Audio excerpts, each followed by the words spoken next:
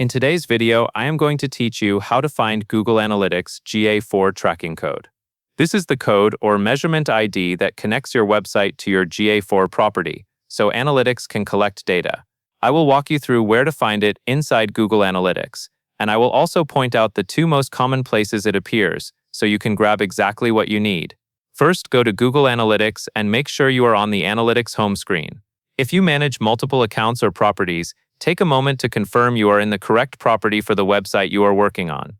This matters because each property has its own data streams and its own tracking details. Next, look to the left-hand navigation and click Admin.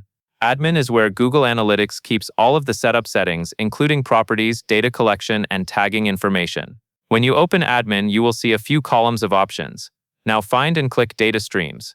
Data Streams is where GA4 lists the sources that send data into your property, such as a web stream for your website. After you open Data Streams, you will see a list of streams that have been created. Click on your website data stream. In many accounts, the stream name is the site name or the domain, so choose the one that matches your website.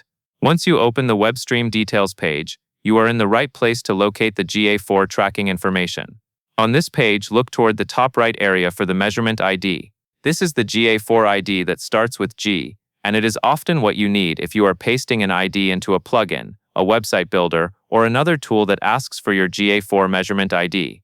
If you need the full tracking code instead of just the ID, click View Tag Instructions.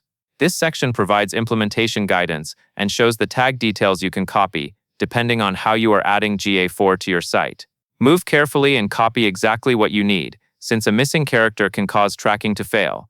Once you have your measurement ID or the provided tag details, store it somewhere safe for your setup, and you are done. That covers everything you need to know, and that is all there is to it.